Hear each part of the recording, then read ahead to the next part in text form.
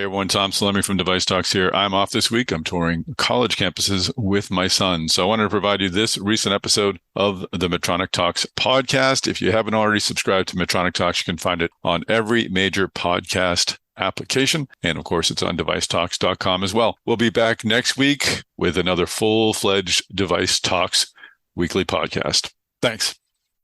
Hi everyone, this is Tom Salemi of Device Talks. Welcome to our second season of Medtronic Talks. In our first season, we spoke with the leaders of Medtronic's operating units to better understand the direction of each of the businesses. Now, with their courses set and clear, we're going to talk to the engineers, scientists, physicians, and other experts who are executing on these strategies. We'll still keep a tight focus on each of Medtronic's businesses, but we are going to get a lot deeper into these stories. Let's go. Hey everyone, this is Tom Salemi of Device Talks. Welcome back to the Medtronic Talks podcast. I'm excited to bring you an interview that I did with Dr. Laura Mauri. Dr. Mauri is the new Senior Vice President and Chief Scientific, Medical, and Regulatory Officer for Medtronic. She's going to be overseeing those three essential parts of the medtech business. And she brings an extensive background in caring for patients. She was an interventional cardiologist. She ultimately joined Medtronic in 2018. We'll go through her background about what brought her into medicine and more importantly, or more relevant, what brought her to Medtronic. She's got some great stories about her first 3 years here and about where Medtronic will be headed in the future. So I know you'll enjoy this conversation with Dr. Laura Mauri, the Senior Vice President and Chief Scientific, Medical, and Regulatory Officer at Medtronic. But first, I'd like to bring in a word from this episode's sponsor, the Medmark Insurance Group.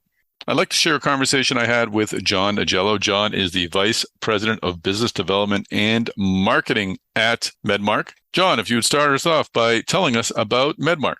Sure, I'd be happy to. Medmark Insurance Group is a specialty insurance company focused on products liability and manufacturer's E&O insurance for medical technology companies. Founded in 1979, we offer insurance policies, claims handling, and risk management services to med device manufacturers and distributors, drug companies, and biotech firms. Our insureds, they range in size from those starting their first human clinical trials to multinational billion-dollar organizations. Our products and services can be accessed through your local insurance broker or directly through medmark.com. We'll hear more from John Agello a little later in the podcast. If you want to find out more about Medmark, go to Medmark, that's medmarc.com. Now let's begin our interview with Dr. Laura Mauri. Well, Dr. Laura Mauri, welcome to the podcast. Thank you. It's great to be here, Tom. Great. Congratulations on your new post at Medtronic. It's an exciting time for you. Thanks. I think it's an exciting time for Medtronic. I'm glad to be part of it. Terrific. I'd love to start these podcasts just learning a little bit about our guests' career paths, always starting with the first move into medicine or medtech, usually medtech, in this case, medicine. What drew you to become a doctor? Yeah, it's interesting. I probably personal experience is really what it comes down to. I didn't have doctors in my family. Mm-hmm. I grew up kind of with an international background. My parents had come to the U.S. We're both first generation. My parents had come to the U.S. and we're both first generation, and one from Italy, one from China. And my father was an engineer. My mother was a librarian. We moved overseas quite a bit. So initially I thought a lot about work overseas and global types of work.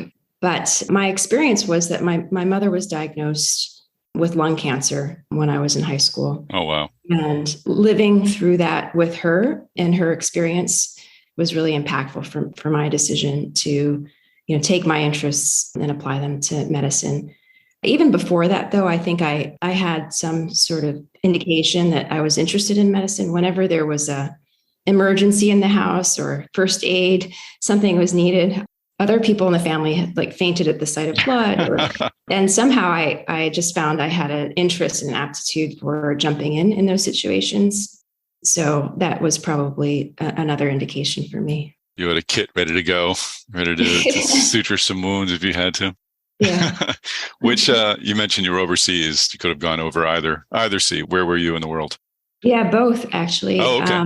I spent a lot of time in Italy as a child because I had an extended family there of grandparents and aunts and uncles, and so that was where I spent a lot of my summertime. Instead of going to a summer camp or something like that. And then in high school, I moved to Tokyo, Japan, and went to an international school there, and really enjoyed those experiences and being in different countries and learning a bit about the language, about the people. Interesting. Wow. So you entered medicine for the reason you stated. I'm curious as to what led you to the interventional field. What is it about that approach to medicine that connected with you, or that you connected with? Yeah. Well, like I said, I was always interested in sort of that urgent emergency care in a crisis. I thought that was really interesting. But in particular, cardiology at the time that I was in medicine, which is just entering, the time where I was deciding what to specialize in. There were just so many new therapies coming out, whether it was drugs. It was starting to be more medical devices, but primarily drugs actually at the time. And that connection between biology and science, and then seeing things move really rapidly from bench research to understand what the targets were, to seeing how these were working in clinical settings. I had firsthand experience with that, rotating through a cardiac care unit and seeing how patients with heart attack, over the period of years, their care was really dramatically improved, first with medications and then with stents, and then eventually with drug-eluting stents. So it was more, this was an area that had a lot of dynamic movement in it, a lot of progress, less that you liked working with the tools, the gadgets that you use to treat people, or I imagine maybe it was a combination of both. Yeah, it was certainly a combination of both. I mean, throughout my career while I was practicing, I always had a combination of sort of that practical experience and really enjoying, working with patients and working with teams in the procedural setting, and how we develop better and better technologies, and just the personal satisfaction of being able to actually change the course of somebody's illness that dramatically and quickly. Mm-hmm. So that leads to the next question. You moved to Medtronic a few years ago. I know you're asked this a lot, but what was built into the decision to begin to move away from direct clinical care and move over to industry? Yeah. Well, over I spent 15 years combining, clinical practice in interventional cardiology with running research programs in clinical trials. And in that work, I was teaching how to innovate in clinical trials and ran a research institute. I also was working with companies, consulting with companies and running trial programs for companies. We were always trying to find the combination between what were the medical needs, how would this technology be shown to be effective and safe, and how to do that in the most efficient way. And for me, that was all motivated by getting access to therapies that were going to help patients as soon as possible. And so through that, I knew that I enjoyed working with new technology and bringing it through that course. I felt like in the academic setting, I kind of accomplished what I could in that setting.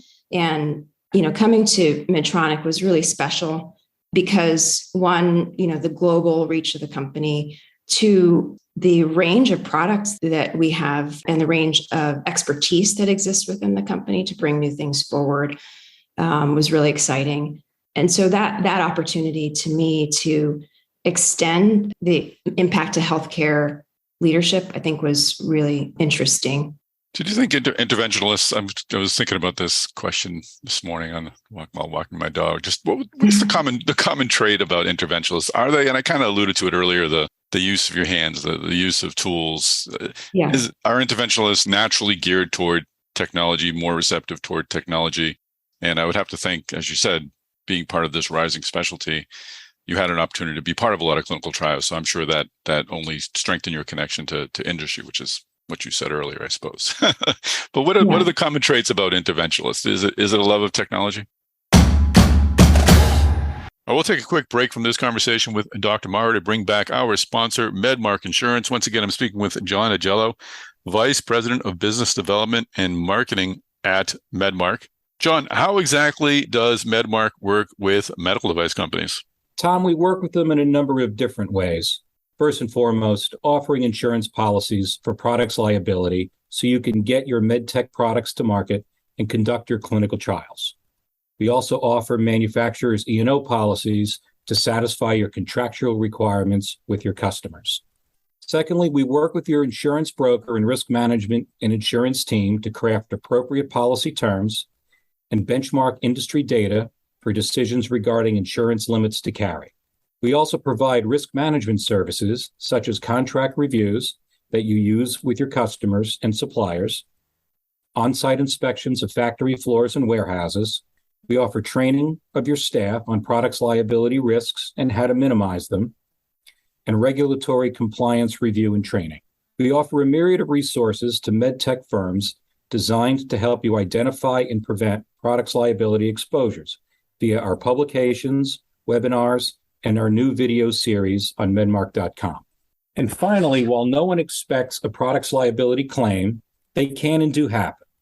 Our claims team and dedicated panel of defense attorneys are here to represent you and defend you and your product. And finally, John, it's been a bumpy couple of years for everybody, including medical device companies. What lessons have we learned?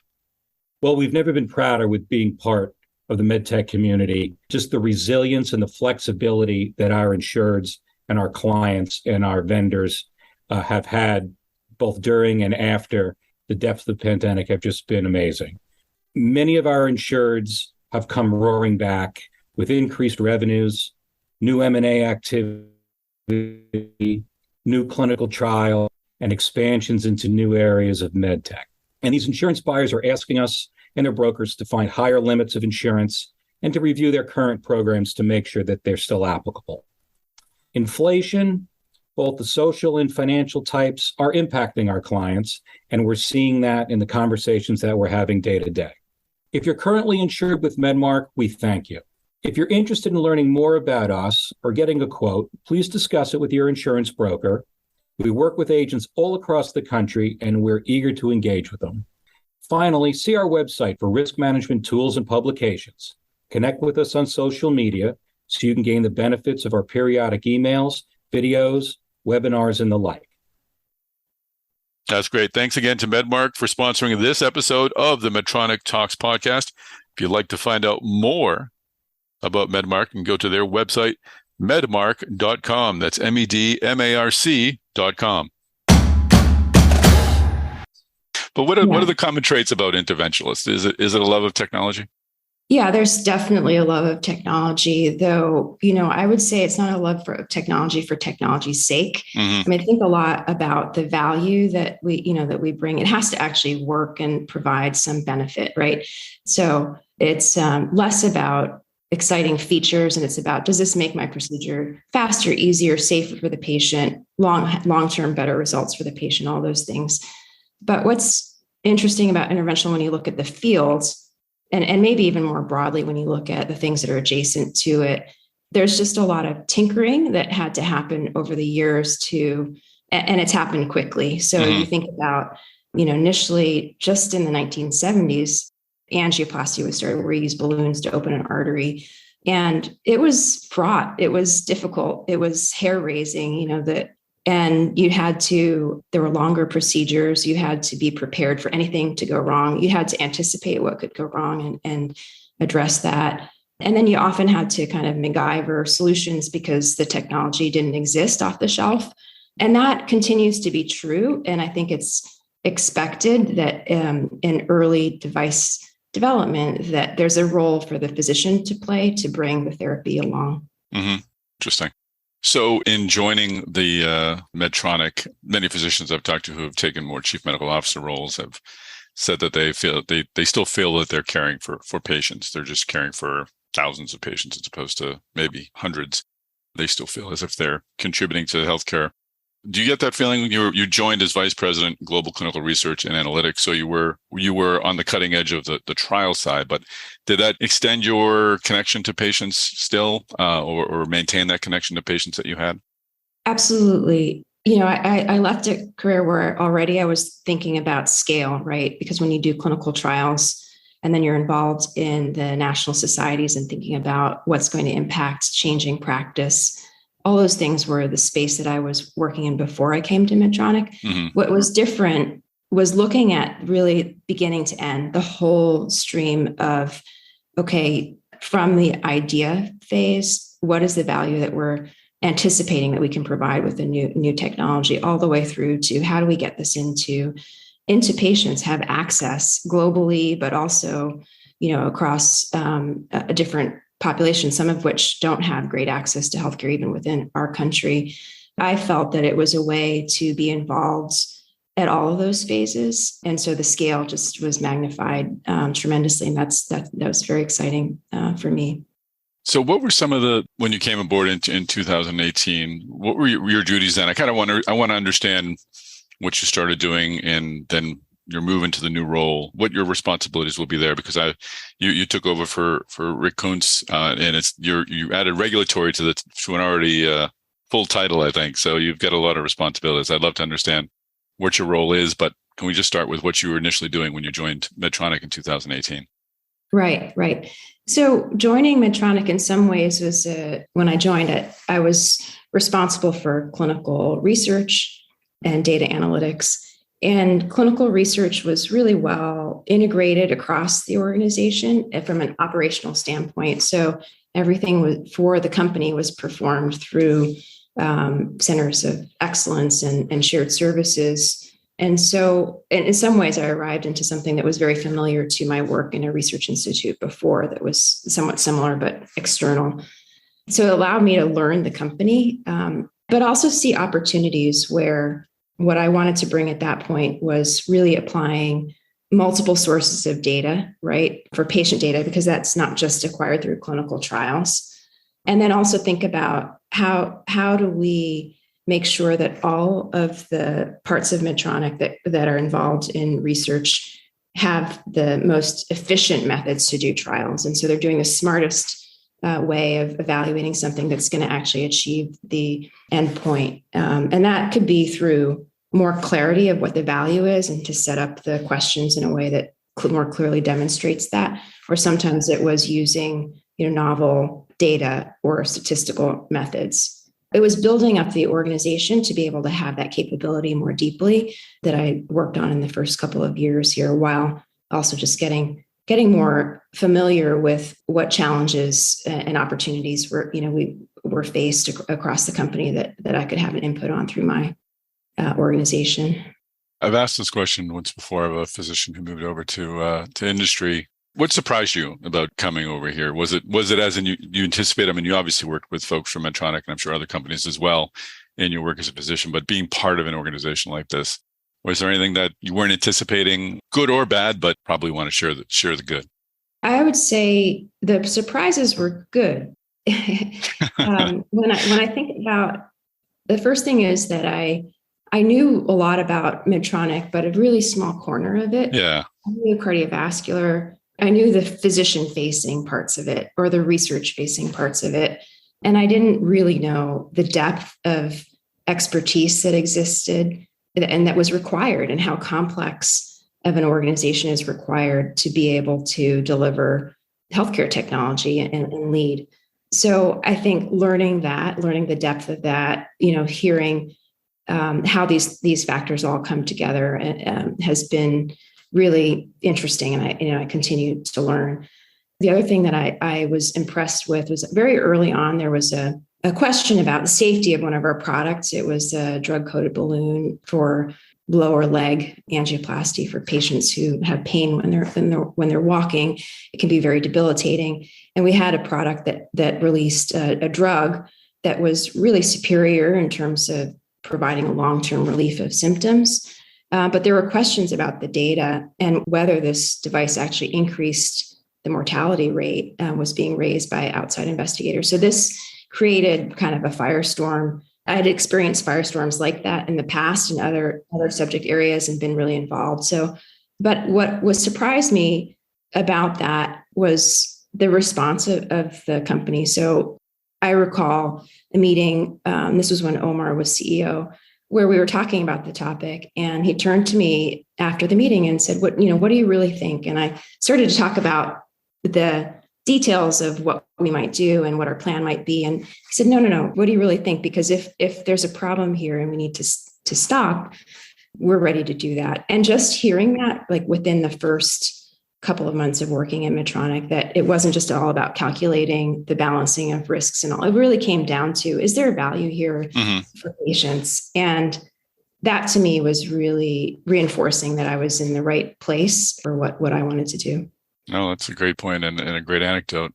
And you had some interesting times. I mean, in your role, I mean, we all did, I suppose, over the last 2 or 3 years, but you were, at this point, you were senior vice president. In September 2020, you became senior vice president, chief clinical and regulatory officer at Medtronic. Jeff Martha had taken over as CEO. The company was reorganizing into its 20 businesses. And on top of that, a pandemic was going on. I wonder, what was that time period like with all of those changes, and how did it change what you were doing either with clinical trials or in the other areas that you oversaw? Let's talk about the reorganization first. What impact did that have on how you did your job?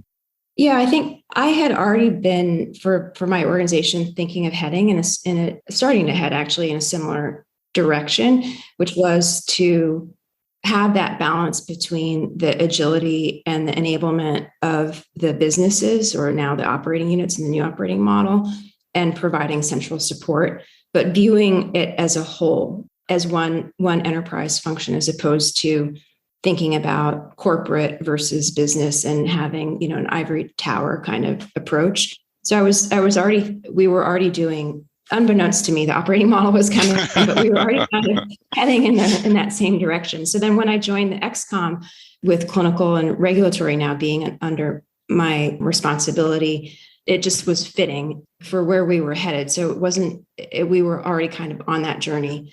For the combination of clinical and regulatory was new, but it made sense to me because when I think about regulatory, it's not just about paperwork, right? It's about working with agencies and stakeholders outside of the company who are charged with doing the best thing for patients, which is bringing products forward efficiently that are safe, right? Mm-hmm. Providing access as quickly as possible to things that are going to be life-changing. They're also tasked with that. They have to do it in a way that ensures safety, and so do we.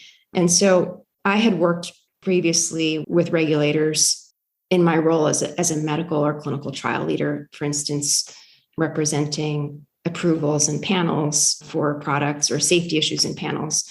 So I was really interested in how do we continue to enable Medtronic to tell the stories that need to support either an approval or the access to our products worldwide. And ultimately, that's a very strategic role as well that has a connection to information, to science, to being centered on the patient.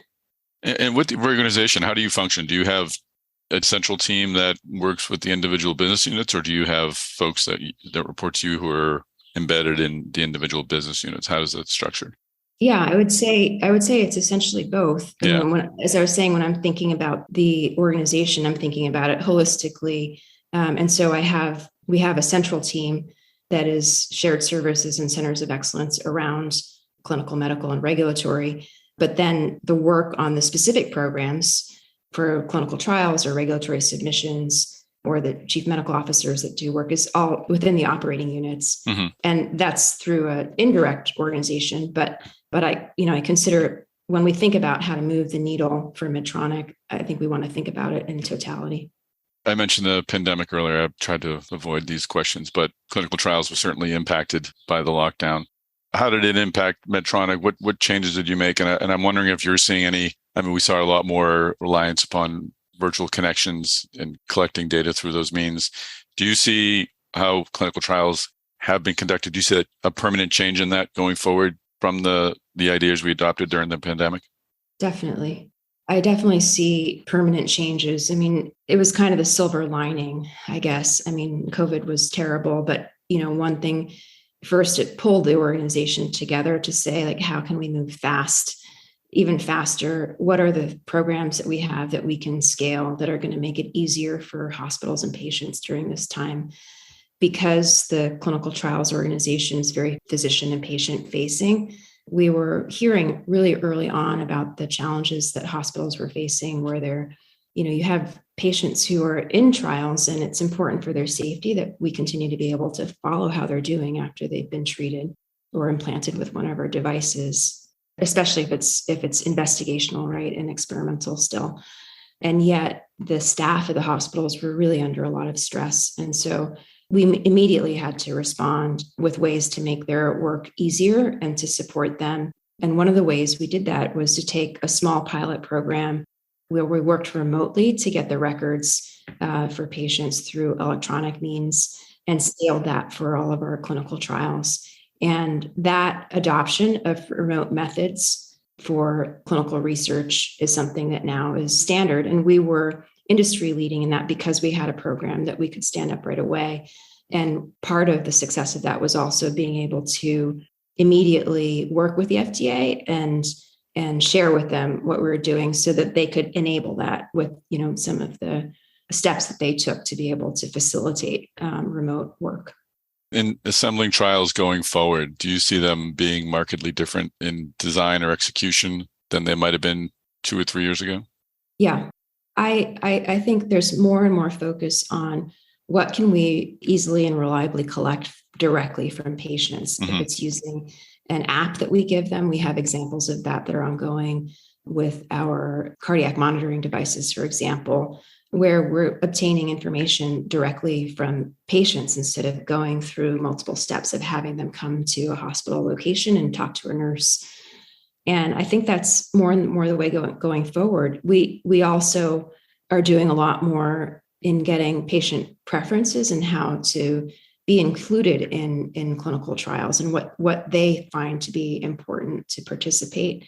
One of the interesting things we found during the pandemic is that we actually had some trials that increased enrollment despite the challenges, because we were able to go directly to patients through social media, for example, for our renal denervation trials. And patients had more time at home. They were interacting more with us, without going to the hospital. So we could do a lot of the screening to, check their interest and eligibility for the trial before they even had to go to a hospital location. So I think those are becoming the ways of working in clinical research.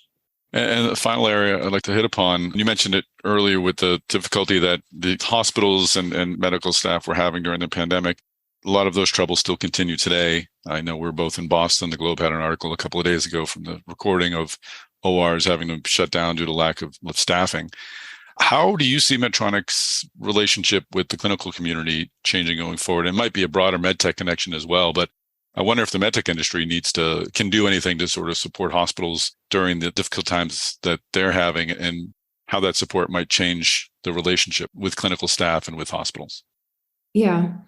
Well, I think that emphasis on workflow is really critically important. And it's not just about what feature gets you through a procedure or, is new and exciting, but, what provides value to the healthcare system, which is becoming really critical if you can shave time off of the workflow or the impacts. And I think that's happening across all of our businesses. So the more remote solutions we have, for instance, through Bluetooth or programming devices from ventilators to pacemakers that require a lighter touch from individuals, those were really boosted by COVID, where, for example, we had introduced together with Intel a way to make programming changes to the ventilators that were supporting patients in intensive care units without having a technician go into the room.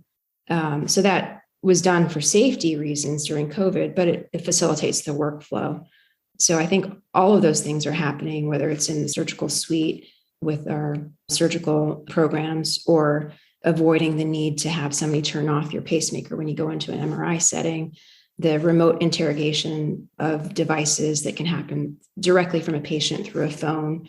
These are all things that I think are important, and the measured benefits are to the healthcare system and the experience of patients as well, of course. Final question. How much I'm sure you have a lot of colleagues and friends who are still in the healthcare industry, so you're aware of the pressures that are on them. I'm curious, in going forward, when you're planning a trial or considering a technology, are you weighing the pressures on staffing maybe more than you might have a few years ago, or is it the same? And do you see those pressures just sort of have always been present, and they'll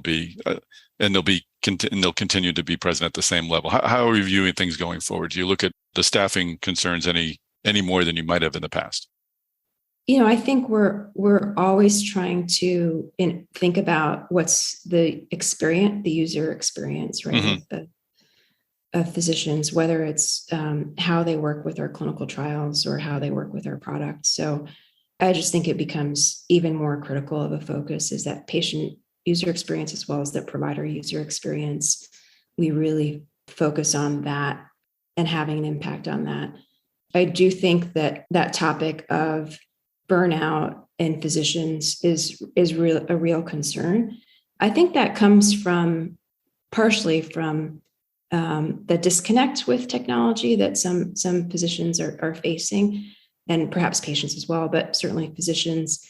And yet I have seen really great examples of where we're trying to both take new technology forward and address some of the systemic problems that we see in the medical system. So, many of my colleagues are concerned about disparities in access to care, and that's a good example. So within clinical trials, for example, we're really trying to think about how do we address that at every level, providing the research teams with the tools that they need to address bias, be aware of bias, and the materials that they need, and set up trials that are, for us, a win-win, because by engaging with the physicians, we build their interest and excitement. By engaging with the communities, the same thing. And we can actually we have examples of trials where we're enrolling a high number of diverse populations, female patients, much higher than we've done in the past, intentionally, by bringing on investigators who are excited about that. And those trials are competitive. They're against, competitive products that are going to show, the superiority of our products, and they're moving faster than we had expected, probably because of that enthusiasm. So I think it's finding those win-win situations together with physicians that get people excited about their work. Okay, now my actual final question. Looking forward, I'm curious as to what changes you'd like to see. What has you excited about the future of Medtronic? Yeah, thanks, Tom. As I look forward, I think I think about where really great innovations have come from that have impacted patients and brought value. I think about the role of using scientific information and intelligence that we have in spades, both within the organization as well as outside. And that spans many of our different businesses, but can be, tapped into across disciplines. There's so many intersections, right, between different specific areas where we have products. So I look at cardiovascular, for example, and you have surgeons and non-invasive individuals working together to innovate. And then you have what's happening in basic research. The same is true in all of our other fields. And so I think we can do a lot to follow that model of really bringing that understanding of what the opportunities are to impact patients through understanding physiology and the mechanisms behind disease, and better linking that to the technology advances that we see as opportunities, because ultimately that's how we drive value for patients. Well, this has been a great conversation, Dr. Mauri. Thank you for joining us on the podcast. Thanks, Tom. It's been fun talking with you. Well, that is a wrap. Thanks so much for joining us on this episode of the Medtronic Talks podcast. Thanks you to Dr. Mauri for being our guest, and to Medmark for sponsoring this episode and making it possible. Please, if you would, follow, like, or subscribe to this podcast on whatever podcast player you prefer. That way you won't miss a future episode of the Medtronic Talks podcast. You can also find past and future episodes on devicetalks.com. We can also find information about our other podcasts and events, including upcoming Device Talks West, which is happening on October 19th and 20th in Santa Clara. We'll have Medtronic well represented there, I assure you. You can also find these podcasts on medtronic.com. But again, the best way to not miss an episode is by subscribing. Finally, please connect with me on social media. I am on Twitter at MedTechTom, and I am on LinkedIn, Tom, Salemi of Device Talks. Once again, thanks for joining us, and tune in next time. We'll have another great episode of the Medtronic Talks podcast waiting for you.